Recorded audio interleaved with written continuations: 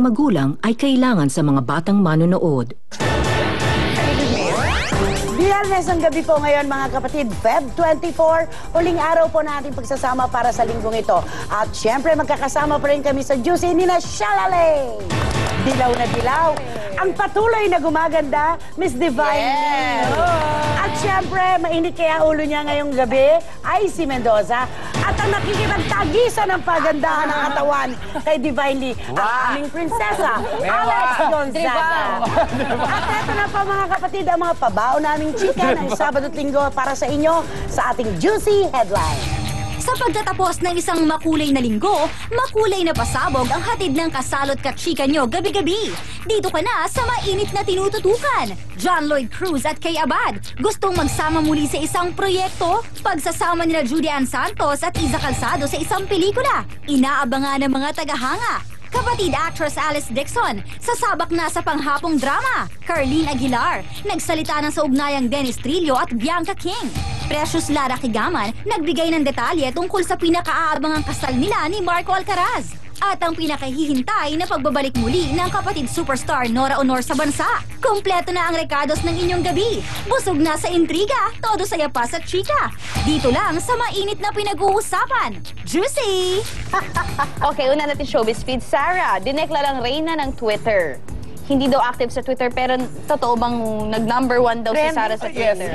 binaon ko yan 2 days ago. Oo. Ilang days? Naka 1 million siya. Kahit nagsarado na siya, patuloy pa. Yes, and ngayon nag-iisip siya na bumalik ulit. O paano yun si Ann Curtis, di ba? 2 million. Si Ann Curtis 2 billion, pero kaya habulin, lalo na kung naging active si Sarah. Kasi si Ann is super active and they're equally famous. At doon mo makikita kung gaano kalakas siya sa publiko. Ayun kay Vice Ganda, di ba 1 million na rin yun? 1 million plus, sumahabol siya. Pero ang sumusunod kay Ann is si Chris Aquino, si Angel, and si... Chris, wala nga pinafollow, isa lang, over Twitter pa. Talaga. Ikaw, kamusta naman yung Twitter? Yung Twitter ko ay si _Mendoza, ayun. Ba't kumustahin mo naman yung Twitter account ko? 4, puro fake. And nasa 7, nag-search ako, marami na. Meron pa mga Facebook ako, naku wala pong katotohanan yan. Makinilya pa rin po ang ginagamit ko sa pagsusulat. Kaya heto na ang ating Express Pasabog Top 5. Express Pasabog Top 5. Carlene Aguilar, nagsalita na sa ugnayang Dennis Trillo at Bianca King. Aminado si Carlene na mas maganda ang turingan nila ngayon ng dati niyang karelasyon na si Dennis Trillo. In fact, tuwang-tuwa si Carlene dahil mas madalas na nakakasama ngayon ni Dennis ang kanilang anak na si Calix. Oo, actually magkasama sila today. Ah, talaga? Oo. After, every other day magkasama sila. Oo, okay naman. Ayon sa balita, masaya na rin daw si Dennis with Bianca King. Pero alam kaya ito ni Carlene? Actually, wala akong balita dyan kasi hindi na ako nakakanood ng TV. Kung sakaling mang totoo ang mga balita, ano naman kaya ang kanyang reaksyon dito? Okay naman, wala naman akong problema kasi syempre, issue na niya yan eh. Life niya na yan, love life niya. Kung saan siya masaya, edi happy, diba? Happy lahat. At para po sa ating pagbabalik sa Juicy mga kapatid, ang aking baon, nangangailangan po ito ng isang suportang ebidensya. Kasi mula pa po sa Manitoba, Canada, sa Winnipeg, kay Rhea Reyes, itong kwento tungkol kay Nino Jose na produkto lang di umano ng pustahan ng tropa ng kanyang kiniklaim na boyfriend na si Josh Calata. Kasi ang nakalagay dito, napaka-gullible daw ni Nino Jose dahil parang naniwala siya agad na mag-boyfriend sila nitong businessman na si Josh. Grabe. Pero ayon sa source, ay isa lang daw siyang pinagpustahan. Ay! Kumbaga siya yung toy na Ay, grabe naman to na. Yung pwede ko ba banggitin? Yung, ano sabi niya, Josh Calata is a bet among his guy friends who can pick up a showbiz hooker in 5 days. Oo, yun. Ang ipinagtataka naman natin, kasi nauna na nga yung kay Bossing Vic Soto. Nahusgahan na nga si Ninya doon na parang ilusyonada, na siya daw ay assumptionista dahil mapag-assume siya ng mga bagay-bagay. Heto na naman ang isyong ganito. Nung huli naming makasama si Nino Jose sa paparazzi nung Saturday,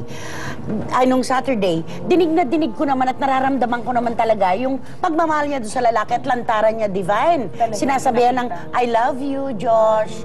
Gumaganon siya. Nakakaawa naman si Nina kung totoo itong kwento na produkto lang siya ng pustahan ng barkada nitong Josh. Nagagamit Sana din marinig natin yung side ni Nina. Oo, Kawawa naman sana, siya bilang makuha isang natin. babae at bilang isang artista. At meron pa dito, di umano, ang Kung mami totoo. daw ni Nina na si Mami Claire na nagsabi na patulan mo na yan, huwag mong pakawalan, mapera yan. Parang ganun ang lumalabas Pero dito. kawawa naman si So, wag Nina naman niya. sana. Kawawa naman itong batang ito. Nakaganti ka na rin dahil parang naganti mo si Nina. Kung totoo yan, alam na ng lahat ng babae, wala nang papatol doon. Oo, tama.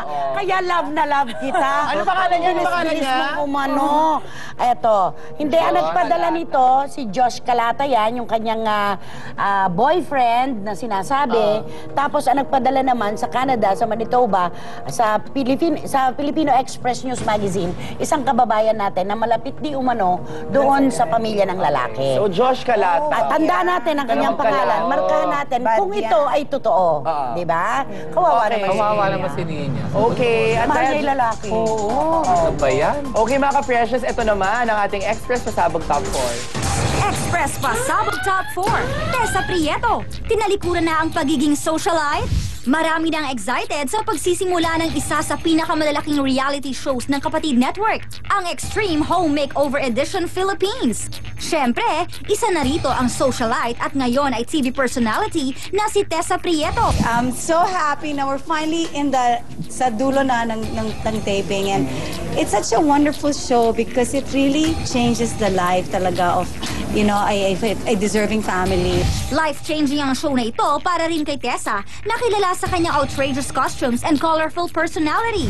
So yung false eyelash ka na lalag. Yeah, the last I was like crying and my Tagalog sucks, so can't understand what I'm talking and whatever. Pero syempre the message of sharing is there and helping other people and just life and improving it. It's really something else.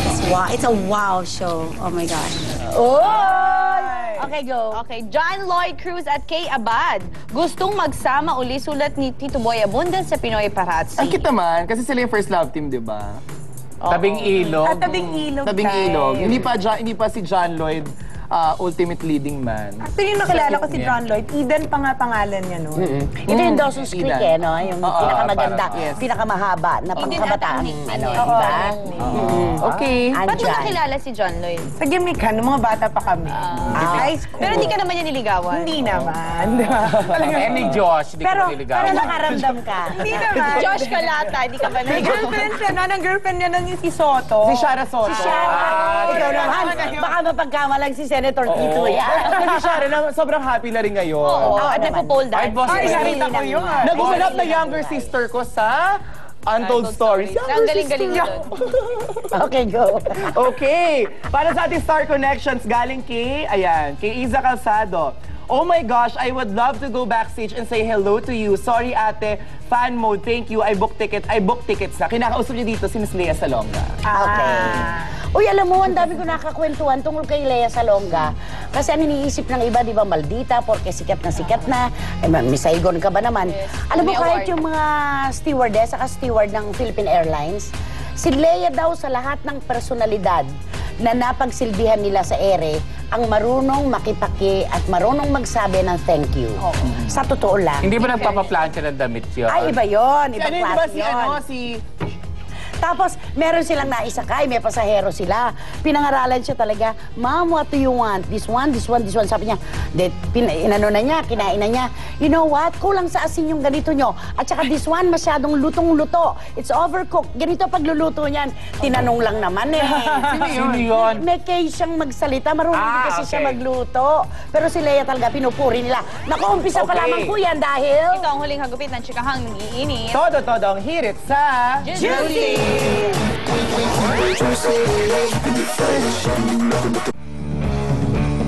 Don't go away. Magbabalik ang Juicy dito sa TV5.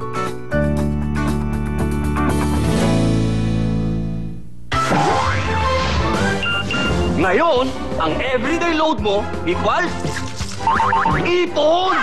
Sa Talk and Text, alkansya! Kada load mo, may naiipon ka na pwedeng gawing